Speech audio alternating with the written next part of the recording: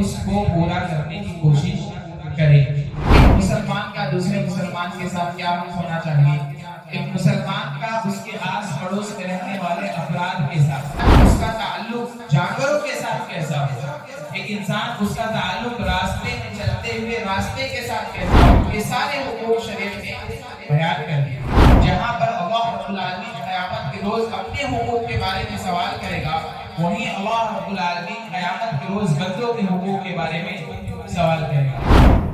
إن الحمد لله نحمده ونستعينه ونستغفره ونعوذ بالله من شرور أنفسنا ومن سيئات أعمالنا من يهده الله فلا مضل له ومن يضلل فلا هادي له وأشهد أن لا إله إلا الله وأشهد أن محمدا عبده ورسوله أما بعد فإن خير الحديث كتاب الله وخير الهدي هدي محمد صلى الله عليه وسلم وشر الأمور محدثاتها وكل محدثة بدعة وكل بدعة ضلالة وكل ضلالة في النار.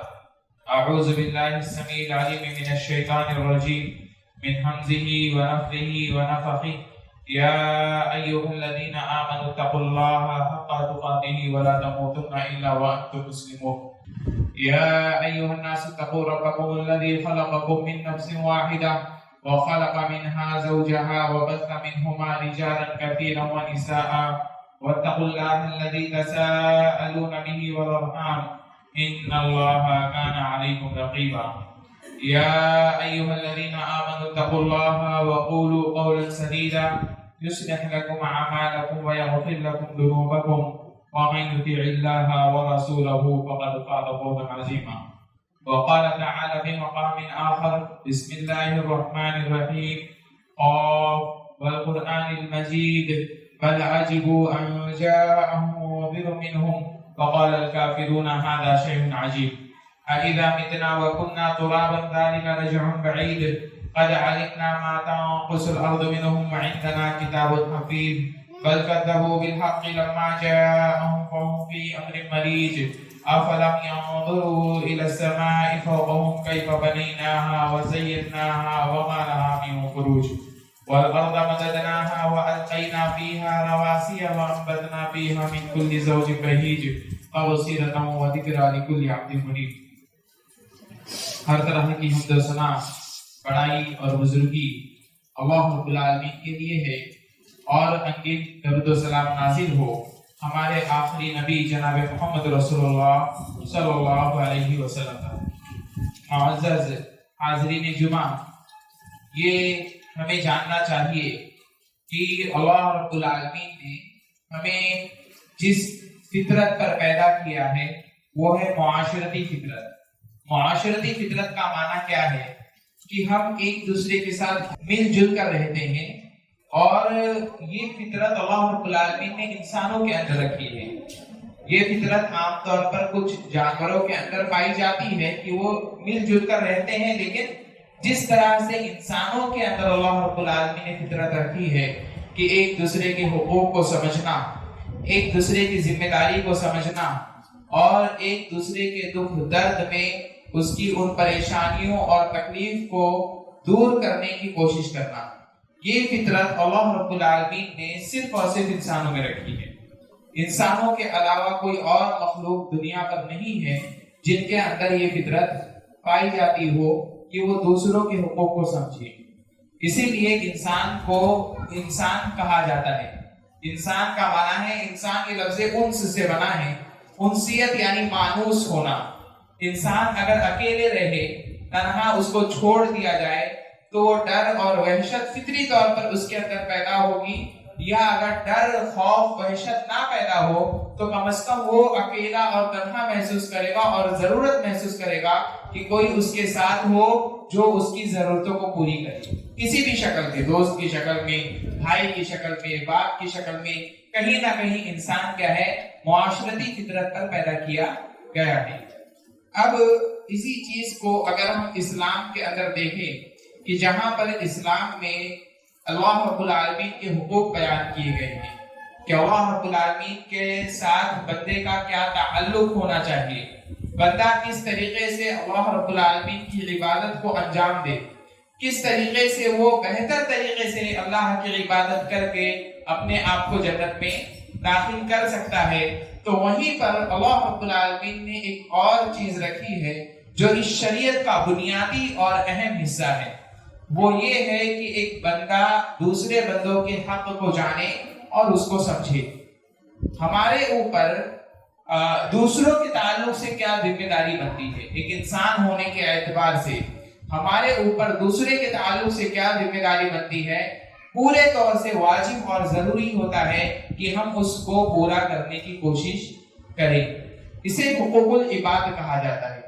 ایک ہے حقوق اللہ، یعنی بندے کا تعلق اللہ سے کیسا ہو، اور دوسرا ہے حقوق العباد، یعنی بندوں کا تعلق بندوں کے ساتھ کیسا ہو۔ بندہ اپنے بھائیوں کے حقوق کو اس طریقے سے پورا کرنے کی اور ادا کرنے کی کوشش کرے، جو بھی اس کے ساتھ رہتے ہیں، جو بھی اس کے ساتھ رہتے ہیں۔ یا حقوق العباد میں دوسری بھی چیزیں آتی ہیں۔ حقوق العباد مجموعی طور پر کہہ دیتے ہیں، ورنہ وہ بندے، وہ چیزیں، اللہ کی وہ مخلوق جو انسان نہیں ہے، ان کا بھی حق شریعت نے ہمیں بتلا دیا ہے کہ آپ کے اوپر ان کے تعلق سے کیا واجب اور ضروری ہوتا ہے۔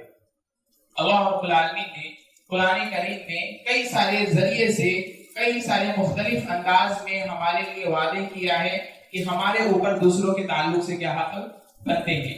جیسے کہ ایک مسلمان کا دوسرے مسلمان کے ساتھ کیا حق ہونا چاہیے، ایک مسلمان کا اس کے آس پڑوس میں رہنے والے افراد کے ساتھ، وہ کوئی بھی ہو، کسی بھی مسلک یا کسی بھی مذہب کے ہو، ان کے ساتھ اس کا کیسا تعلق ہونا چاہیے اور اس کے اوپر کیا ذمہ داری بنتی ہے، اس کو بھی شریعت نے واضح کر دیا ہے۔ ایک انسان، اس کا تعلق جانوروں کے ساتھ کیسا ہو، ایک انسان اس کا تعلق راستے میں چلتے ہوئے راستے کے ساتھ کیسا ہو، اگر راستے میں بیٹھا ہے، کھڑا ہے، تو کس طریقے سے کھڑا ہو، کس طریقے سے وہ بیٹھے کہ وہ دوسروں کے لیے اذیت اور تکلیف کا سبب نہ بنے۔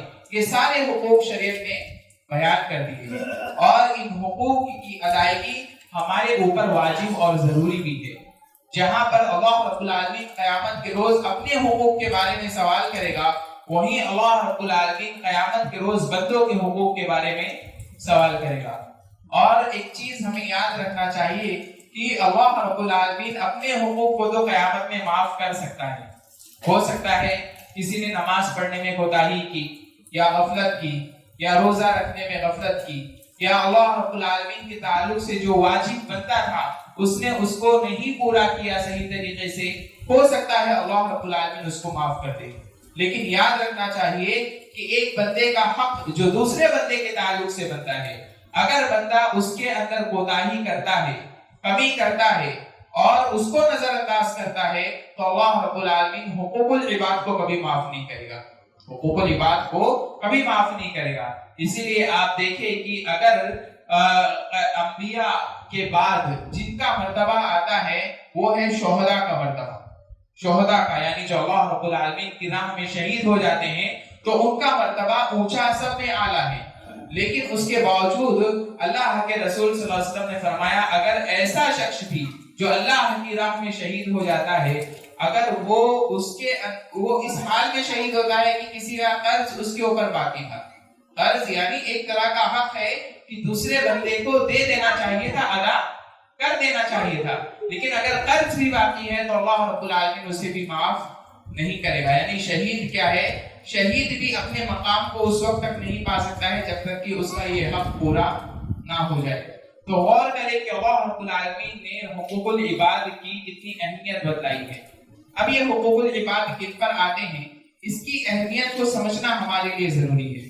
آج جتنے بھی فساد، چاہے وہ ہمارے گھریلو آپس میں ہو، یا یہ کہ آس پڑوس والوں کے ساتھ ہو، یا پوری سوسائٹی کے اندر ہو، جہاں پر بھی یہ جو فساد، لڑائیاں یا فتنے یا اختلافات جنم لیتے ہیں، اس کی سب میں بنیادی وجہ یہی ہوتی ہے کہ لوگ ایک دوسرے کے حقوق کو ادا نہیں کرتے ہیں، اور ادا کرنا تو دور، اس کو جانتے بھی نہیں ہے کہ میرا حق کیا بنتا ہے۔ پہلے تو بندے کو پتا ہونا چاہیے کہ میرا حق بنتا کیا ہے۔ ایک باپ کو پتا ہونا چاہیے کہ اولاد پر اس کا کیا حق بنتا ہے، ایک اولاد کو پتا ہونا چاہیے کہ والدین کے تعلق سے اس کا کیا حق بنتا ہے۔ اور یاد رکھیے، یہاں پر یہ کہہ دینا کہ مجھے علم نہیں تھا، یہ کافی نہیں ہے۔ اللہ رب العالمین کے حق کے بارے میں تو آپ یہ کہہ سکتے ہیں کہ مجھے علم نہیں تھا، اللہ رب العالمین ہو سکتا ہے معاف کر دے، لیکن ایک بندہ بندے کے حق کو نہ جانے اور پھر اس کو پورا نہ کرے اور قیامت کے روز اگر وہ کہتا ہے کہ مجھے علم نہیں تھا تو یہ کافی نہیں ہے، کیونکہ وہ دوسرے کا حق ہے، اللہ رب العالمین کا حق نہیں ہے۔ اللہ رب العالمین اپنے حق کو تو چھوڑ سکتا ہے، لیکن دوسرے کے حق کو اللہ رب العالمین کیسے معاف کرے گا جب تک کہ سامنے والا اسے معاف نہ کر دے۔ تو ہر ایک کو چاہیے کہ اپنے حقوق اور ذمہ داری کو پورا کرنے کی اور ادا کرنے کی کوشش کرے۔ اللہ کے رسول صلی اللہ علیہ وسلم نے بے شمار احادیث بیان فرمائی ہے جس کے ذریعے سے ہمیں پتہ چلتا ہے کہ حقوق کو ادا کرنے کا کتنا بڑا فائدہ ہے، اور یہ حقوق ادا کرنا صرف اپنی ذمہ داری سے بری ہونا نہیں ہے، بلکہ ذمہ داری سے بری ہونے کے ساتھ ساتھ یعنی ایک بندہ اپنی ذمہ داری سے یعنی اس نے اپنی ذمہ داری کو اچھے طریقے سے ادا کر دیا، صرف ایسا نہیں بلکہ ان حقوق کے ادا کرنے پر اللہ رب العالمین بے شمار اجر اور ثواب بھی عطا کرتا ہے۔ اللہ کے رسول صلی اللہ علیہ وسلم نے ایک حدیث میں 4 عمل کا ذکر کیا اور رسول اللہ صلی اللہ علیہ وسلم نے فرمایا یہ 4 اعمال اللہ رب العالمین کو بہت زیادہ محبوب اور پسندیدہ ہے۔ اللہ کے رسول صلی اللہ علیہ وسلم فرماتے ہیں احب الاعمال الى اللہ عز وجل سرور تدخلہ علی مسلم، کہ تمام اعمال میں سب میں بہترین عمل اللہ رب العالمین کے نزدیک یہ ہے کہ آپ کسی مسلمان کو خوش کر دیں، آپ کے ذریعے سے ایک مسلمان خوشی حاصل کر دیں، چاہے وہ معمولی سے وقت کے لیے ہی کیوں نہ ہو، اگر وہ آپ کے ذریعے سے خوش ہو جاتا ہے تو یہ اللہ رب العالمین کو اعمال کے سب میں بہترین اور پسندیدہ عمل ہے۔ اب یہ خوشی کیسے ہو سکتی ہے؟ ایسا نہیں کہ جھوٹ بول کر کے ہنسایا جائے، بلکہ مراد یہ ہے کہ ایک بندہ تکلیف میں ہے، پریشانی میں ہے، آپ نے اس کی اس معمولی سی تکلیف کو بھی دور کر دیا، یہ بھی عمل اللہ رب العالمین کو سب تمام اعمال میں سب سے زیادہ پسندیدہ اور محبوب عمل ہے۔ اور تکشف عنہ قربتا، یا تو آپ نے اس کو خوش کر دیا کسی ذریعے سے، یا یہ کہ اس کی کسی پریشانی کو دور کر دیا، اور تطرد عنہ جوعا، یا آپ نے اس کی بھوک کو مٹا دیا، بھوکا تھا یا کسی پریشانی میں تھا۔ پہلے جو دوسرے جملے کو دیکھ لیتے ہیں کہ کسی پریشانی میں تھا، کسی تکلیف میں تھا، مثال کے طور پر کوئی بیمار ہے، اسپتال تک نہیں جا سکتا تھا، آپ اسے لے کر کے گئے اور اس کا آپ نے علاج کرا دیا، صرف آپ پکڑ کے لے جاتے ہیں اور اس کا علاج کرا دیتے ہیں، یہ معمولی سا عمل ہے، لیکن اللہ کے رسول صلی اللہ علیہ وسلم نے فرمایا یہ عمل اللہ رب العالمین کو سب سے زیادہ محبوب اور پسندیدہ ہے۔ اور تطرد عنہ جوعا، یا آپ اس کی بھوک کو مٹا دیں، بھوکا تھا، پریشان تھا، بھوک کی وجہ سے اس کے پاس کھانا نہیں تھا، آپ نے اسے راشن دلا دیا یا اس کو ایک وقت کا ہی کھانا کھلا دیا، یہ عمل اللہ رب العالمین کو بہت زیادہ محبوب اور پسندیدہ ہے۔ اور تقضی عنہ دینا، یا آپ اس کے قرض کو ادا کر دیجئے، قرض کو ادا کر دیجئے کہ قرض دار ہے، آپ نے اس کے قرض کی ادائیگی میں مدد کی، یا پھر دوسری چیز یہ کہ اس نے آپ سے قرض لیا تھا، آپ نے اس کے قرض کو معاف کر دیا۔ قرض کی ادائیگی کئی طریقے سے ہو سکتی ہے، ایک دینے والا جس نے قرض دیا تھا وہ بھی قرض کو ادا کرنے میں مدد کر سکتا ہے، یا تو یہ کرے کہ قرض کو ہی معاف کر دے، یا قرض کو آدھا کر دے، کم کر دے، یا یہ کہ قرض کی ادائیگی کے لیے اس کو مہلت دے دے۔ اور تینوں طریقے سے مطلب ہر طریقے سے ہمیں ملتا ہے کہ یہ عمل اللہ رب العالمین کو کتنا زیادہ محبوب اور پسندیدہ ہے۔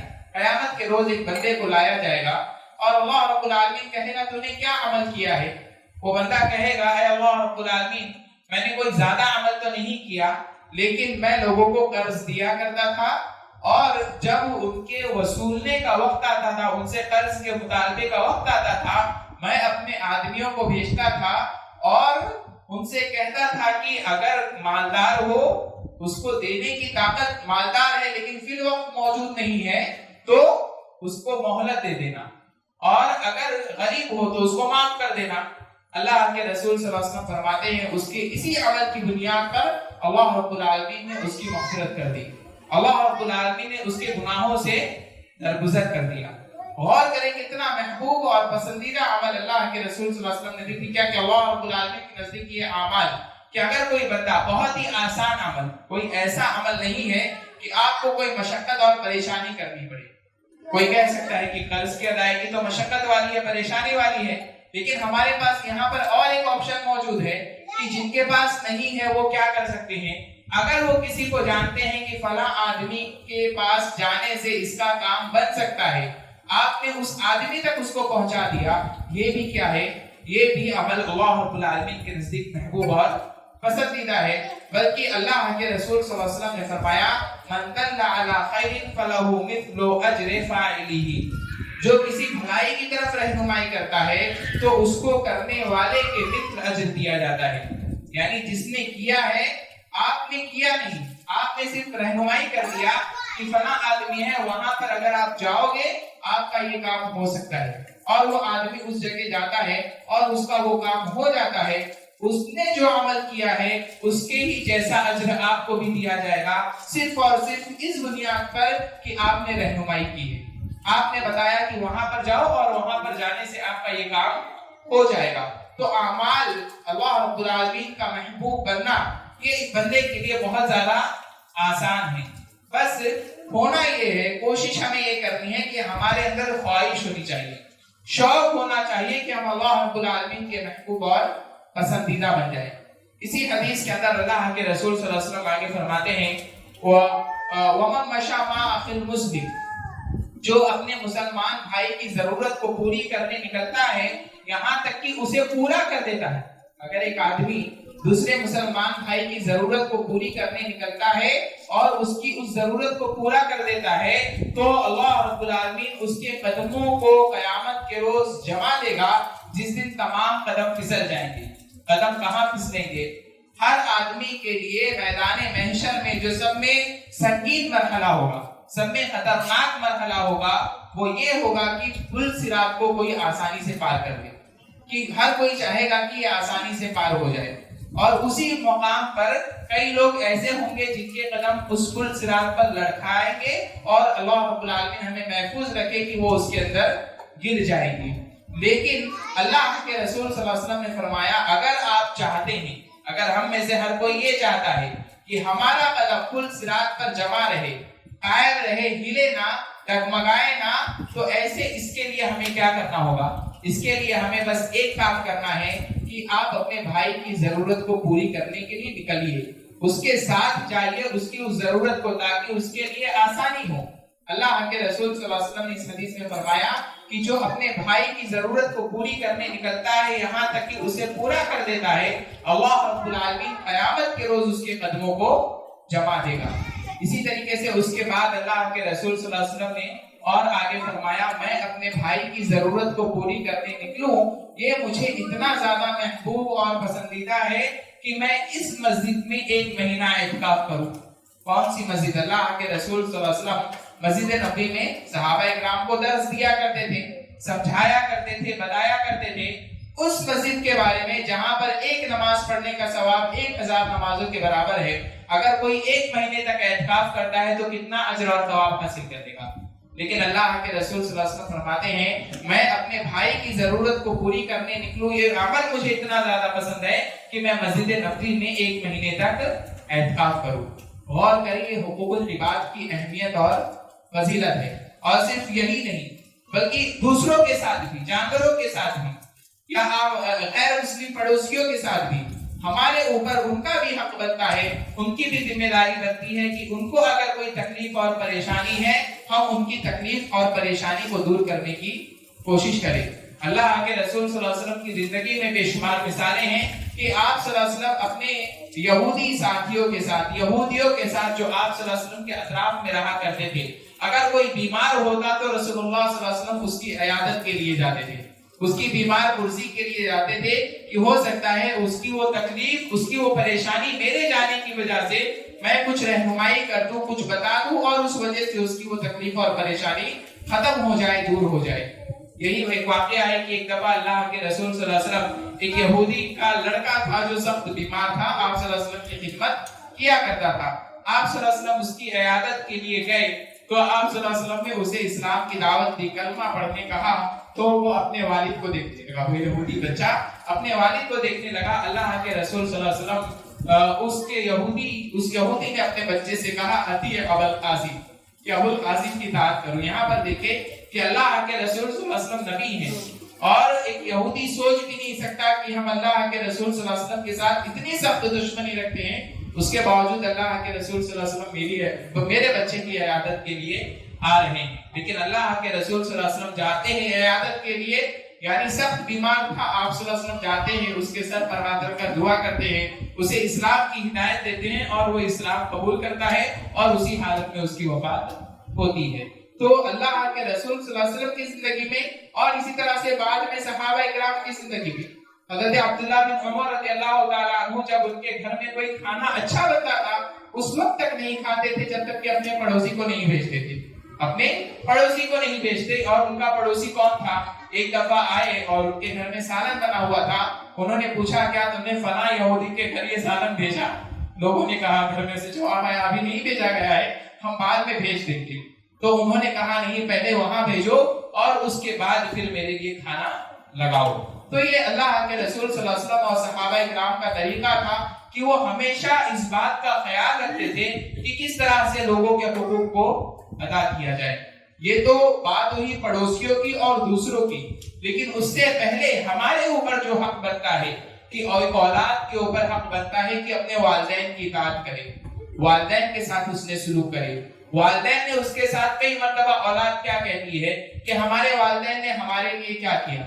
آپ کے والدین نے آپ کو پال پوس کر کے بڑا کیا، آپ جو زبان ہلا رہے ہو، اگر ایسا ہوتا کہ آپ کے والدین نعوذ باللہ کئی ایسے ہوتے ہیں کہ اولاد کو کچرے میں پھینک دیتے ہیں، اولاد کو دوسرے کے حوالے کر دیتے ہیں، آپ کے والدین نے آپ کے ساتھ ایسا تو نہیں کیا۔ اسی لیے آپ کے اوپر ذمہ داری بنتی ہے کہ اگر انہوں نے کچھ بھی نہیں کیا ہو تو بھی آپ کی ذمہ داری بنتی ہے کہ آپ اپنے والدین کی اطاعت کریں، ان کی فرما برداری کریں۔ اور اسی طرح سے والدین کو بھی چاہیے کہ اپنی اولاد کے حقوق کو سمجھے۔ ایک اولاد کو چاہیے، ایک لڑکے کو چاہیے کہ اپنے والدین کے حق کو ادا کرے، ساتھ ساتھ اپنی بیوی کے حق کو بھی ادا کرے۔ کئی مرتبہ ہوتا یہ ہے کہ یا تو والدین چاہتے ہیں صرف ہمارا حق ادا ہو، بیوی کا حق ادا نہ ہو، اور کبھی بیوی چاہتی ہے صرف میرا حق ادا ہو، میرے اس کے ماں باپ کا کوئی حق ادا نہ کیا جائے۔ لیکن ایک آدمی کو اس معاملے میں سمجھدار ہونا ہے کہ وہ دونوں کے حق کو ادا کرنے کی کوشش کرے، کیونکہ اکثر فساد اور لڑائیاں اسی بنیاد پر ہوتی ہے کہ آدمی اس بات کا فیصلہ نہیں کر پاتا ہے کہ میرے اوپر کیا حق ہے۔ تو آپ کے اوپر جو حق ہے پہلے اس حق کو سمجھیے اور پھر ان حقوق کو ادا کرنے کی کوشش کیجیے۔ صرف یہی نہیں بلکہ راستے میں چلنے کا حق۔ اللہ کے رسول صلی اللہ علیہ وسلم کی وہ مشہور حدیث اور وہ واقعہ کسی نہیں پتا ہے کہ ایک شخص، اللہ کے رسول صلی اللہ علیہ وسلم نے فرمایا ایک آدمی راستے میں جا رہا تھا اور اس نے کانٹے دار ٹہنی دیکھا راستے میں پڑی ہوئی ہے، اس نے اسے راستے سے ہٹا دیا۔ اس کو ہٹانا اللہ رب العالمین نے اس کے گناہوں کو معاف کر دیا۔ غور کیجئے، راستے کا بھی حق ہمارے اوپر۔ ہم ایک مسلمان قوم ہیں، ہم ایسے نہیں ہیں کہ اللہ رب العالمین نے بس ہم دنیا میں بھیج دیا اور جس طرح سے جانور زندگی بسر کرتے ہیں اس طرح سے ہم زندگی بسر کریں۔ ہر ایک کے حقوق کو سمجھنا، راستہ چلتے ہوئے بھی ہمارے اوپر کیا ذمہ داری بنتی ہے اس ذمہ داری کو پوری کرتے رہنا چاہیے۔ ایک عورت جس نے ایک عورت جو زانیہ اور بدکار تھی، لیکن اس نے ایک کتے کو صرف پانی پلایا اور اللہ رب العالمین نے اس کے گناہوں کو معاف کر دیا۔ تو غور کریں کہ حقوق کی ادائیگی اسلام میں بہت زیادہ اہم اور ضروری ہے۔ اگر ہم ان میں کوتاہی کرتے ہیں تو یاد رکھیے اللہ رب العالمین قیامت کے روز سوال بھی کرے گا۔ ایک آدمی قیامت کے روز آئے گا، بہت زیادہ نیکیاں اس نے کی ہوگی، صحیح مسلم کی روایت ہے، اس نے بہت زیادہ نیکیاں کی ہوگی، اور وہ نیکیاں جو اللہ رب العالمین کے پاس قبول ہوئی۔ ہم عبادتیں تو بہت کرتے ہیں، نماز پڑھتے ہیں، روزہ رکھتے ہیں، لیکن ہمیں نہیں پتا کہ ہماری کون سی عبادت قبول ہو رہی ہے۔ کبھی ایسی نماز بھی ہوتی ہے جو بندے کے منہ پر مار دی جاتی ہے، بہت ہی کم عبادت ایسی ہوگی کئی لوگوں کی کہ ان کی قبول ہو۔ اللہ رب العالمین سے تو ہم یہی دعا کرتے ہیں کہ اللہ رب العالمین ہماری تمام عبادتوں کو قبول فرمائے، لیکن ہماری عبادتوں کا جو حال ہوتا ہے کہ کبھی وقت میں کوتاہی، کبھی طریقے میں کوتاہی، یا اسی طرح سے کبھی ادائیگی میں کوتاہی، ہر چیز میں کوتاہی اور کمی کی وجہ سے کیا ہے، کہیں نہ کہیں وہ ضرور خلل یا کمی رہ جاتی ہے۔ تو ہماری معمولی سی عبادت، اب ایک بندہ جس کی معمولی سی عبادت قبول ہوئی ہو، اللہ کے رسول صلی اللہ علیہ وسلم فرماتے ہیں یاتی یوم القیامت بصلاۃ و صیام و زکات، وہ قیامت کے روز نماز لے کر آئے گا، روزہ لے کر آئے گا، زکات لے کر آئے گا۔ نماز بھی اس نے بہت زیادہ ادا کی ہے، روزہ بھی بہت نفلی روزے بھی رکھا ہے, زکات اور نفلی صدقات کا بھی اس نے اہتمام کیا ہے. لیکن ساتھ ساتھ کیا ہوگا, یہ عتیقہ شتم ھذا, آئے گا کسی کو اس نے گالی دیا ہوگا. آج کل کیا ہے, آج بچے گالی, ان کو پتہ ہی نہیں اس کا کیا معنی ہے, کیا مفہوم ہے, بس ملتے ہیں تو گالی دیتے ہیں. تو یہ بھی کیا ہے, یہ بھی ایک طرح سے گناہ کا کام ہے. یہ بھی چاہے ارادہ ہو یا نہ ہو, کسی کو گالی دینا, کسی کو برا بھلا کہنا, یہ بھی کیا ہے, گناہ کا کام ہے. اور بلا وجہ گالی دینا, یہ بھی کیا ہے, قیامت کے روز بندہ اللہ رب العالمین سے مطالبہ کر سکتا ہے کہ فلاں نے مجھے گالی دیا تھا. آپ تو سوچتے ہیں میں نے مذاق میں کہا ہے, لیکن سامنے والے کو اگر تکلیف ہوتی ہے اس بنیاد پر, تو قیامت کے روز اللہ رب العالمین سے مطالبہ کر سکتا ہے. تو یہ عتیقہ شتم ھذا, آئے گا کسی کو اس نے گالی دیا ہوگا, ضرب ھذا, کسی کو مارا ہوگا, سفک دم ھذا, کسی کا ناحق خون بہایا ہوگا, اور اسی طرح سے اس نے کسی کو کسی طریقے سے پریشان کیا ہوگا, تکلیف دی ہوگی. اللہ رب العالمین کے سامنے جب بندہ جائے گا نماز اور روزے لے کر کے, اور وہ یہ سمجھ رہا ہوگا آج تو میری مغفرت ہو گئی, لیکن ایک آدمی آئے گا اور کہے گا اللہ رب العالمین اس نے مجھے گالی دیا تھا, اللہ رب العالمین اس کی نیکیاں اس کو دے دے گا. ایک آئے گا کہے گا اللہ رب العالمین اس نے فلاں حق میں کوتاہی کی تھی, اللہ رب العالمین اس کی وہ نیکیاں اسے دے دے گا. ایک آئے گا کہے گا اللہ رب العالمین اس نے بلا وجہ مجھے مارا تھا, تکلیف پہنچائی تھی, اللہ رب العالمین اس کی نیکیاں اٹھا کر کے اسے دے دے گا. وہ یہ سوچ رہا تھا کہ میں تو آج تو جنت میں داخل ہو جاؤں گا, میری نیکیاں بہت زیادہ ہے, لیکن ساری نیکیاں ختم ہو جائے گی, لیکن دعوے دار ابھی باقی ہوں گے. کئی لوگ ایسے ہوں گے جن کے حقوق میں اس نے کوتاہی کی ہوگی, اور وہ تمام لوگ آئیں گے جب اس کی نیکیاں ختم ہو گئی, اللہ رب العالمین ان کے گناہوں کو اس پر ڈالے گا اور اسے جہنم میں پھینک دیا جائے گا. تو یاد رکھیں, حقوق کا معاملہ بہت گمبھیر ہے, بہت سخت ہے, اور ہمیں چاہیے کہ اللہ رب العالمین نے ہمارے اوپر جو حقوق رکھے ہیں ان کے اندر ہم سے کوتاہی نہ ہو. خاص کر کے ہمارے والدین کے حقوق, ہماری اولاد کے حقوق, ہمارے گھر والوں کے حقوق, بھائیوں بہنوں کے حقوق, پڑوسیوں کے حقوق, اور ان سے بڑھ کر کے مسلمانوں کے حقوق, کہ اللہ رب العالمین نے ایک مسلمان کو دوسرے مسلمان کا کیا ہے, بھائی قرار دیا. انما المؤمنون اخوہ. اسی طرح سے اللہ رب العالمین نے فرمایا المسلم, اللہ کے رسول صلی اللہ علیہ وسلم نے فرمایا المسلم اخو المسلم لا یظلمہ ولا یسلمہ. ایک مسلمان دوسرے مسلمان کا بھائی ہے, نہ اس پر ظلم کرتا ہے, نہ اس کو اس کے سہارے چھوڑتا ہے. ایک ہوتا ہے ظلم کرنا کی تکلیف میں نہیں ہے, پریشانی میں نہیں ہے, جا کر کے ظلم کرے, اور چھوڑنا اس کے حال پر کیا ہے, ارے وہ تو اس کا معاملہ ہے, مجھے کیا کرنا ہے, وہ تو فلاں کا معاملہ ہے, مجھے کیا کرنا ہے. تو ایسا نہیں ہونا چاہیے. اگر ایک مسلمان تکلیف میں ہے, پریشانی میں ہے, تو اس کی ان تکلیفوں اور پریشانیوں کو دور کرنے کی ہماری طرف سے پوری کوشش ہونی چاہیے. اللہ رب العالمین سے دعا ہے کہ اللہ رب العالمین ہمیں ایک دوسرے کے حقوق کو سمجھنے اور ان کو ادا کرنے اور انہیں پورا کرنے کی توفیق عطا فرمائے. اللہ رب العالمین تمام مومنین اور مومنات کی مغفرت فرمائے. اللہ رب العالمین ہمارے اعمال کو بہتر بنائے. اللہ رب العالمین ہماری نیکیوں کو قبول فرمائے. اللہ رب العالمین ہمیں جو بیمار ہے پریشانی, ان کی بیماریوں اور پریشانیوں کو دور فرمائے. آمین. بارک اللہ لنا ولکم فی القرآن العظیم ونفعنی وإیاکم بالآیات والذکر الحکیم. انہ تعالی جواد کریم مجید رؤوف رحیم. إن الحمد لله نحمده ونستعينه ونستغفره ونعوذ بالله من شرور أنفسنا ومن سيئات أعمالنا. من يهده الله فلا مضل له ومن يضلل فلا هادي له وأشهد أن لا إله إلا الله وأشهد أن محمدا عبده ورسوله. أما بعد فإن خير الحديث كتاب الله وخير الهدي هدي محمد صلى الله عليه وسلم وشر الأمور محدثاتها وكل محدثة بدعة وكل بدعة ضلالة وكل ضلالة في النار. فقد قال تعالى في كلامه المجيد انما يعمر مساجد الله من آمن بالله واليوم الآخر. سورہ توبہ کی یہ آیت ہے جسے میں نے ابھی آپ کے سامنے پڑھا. اللہ رب العالمین فرماتا ہے انما يعمر مساجد الله من آمن بالله واليوم الآخر واقام الصلاة وآتى الزکاة. کہ بے شک اللہ رب العالمین کی مسجدوں کو وہی آباد کرتے ہیں جو اللہ اور آخرت کے دن پر ایمان کرتے ہیں, نماز قائم کرتے ہیں اور زکوٰۃ ادا کرتے ہیں. تو یہاں پر اس آیت کریمہ میں مسجد آباد کرنے سے مراد کیا ہے؟ تمام مفسرین نے لکھا کہ مسجد آباد کرنے سے مراد مسجد کی دیکھ ریکھ, اس کی تعمیر, اس کے जो भी चीजें हो सकती है उसके अंदर हिस्सा लेना, ये चीज मुराद है मस्जिदों का आबाद करना। क्योंकि आगे अल्लाह रब्बुल आलमीन फरमाता है और नमाज कायम करते हैं और ज़कात अदा करते हैं। तो अल्हम्दुलिल्लाह आपके सामने ये मस्जिद है और इसकी जैसे कि ज़रूरत बहुत ज़्यादा है, क्योंकि इतने बड़े इलाके में अल्हम्दुलिल्लाह हमारा मालूनी इलाका काफ़ी बड़ा है और उसके अंदर इस तरह की एक जगह का जहाँ पर अल्लाह रब्बुल आलमीन की इबादत हो, अल्लाह का घर हो और अल्लाह रब्बुल आलमीन के दीन को सीखा और सिखाया जाए, ऐसे घर का होना बहुत ज़्यादा ज़रूरी है। बल्कि ऐसे घर अल्लाह रब्बुल आलमीन के जितना ज़्यादा हो उतना ज़्यादा बेहतर है, ताकि हमारी नस्ल जो आजकल गुमराही की तरफ बहुत आसानी से जा रही है, हम उनको आसानी से अल्लाह के दीन की तरफ भी ले आए। आज की जो नस्ल है वो बहुत गुमराही की तरफ बहुत आसानी से बढ़ जाती है, तो उतना ही आसानी से हमें कोशिश करना चाहिए कि अल्लाह के दीन की तरफ भी आए।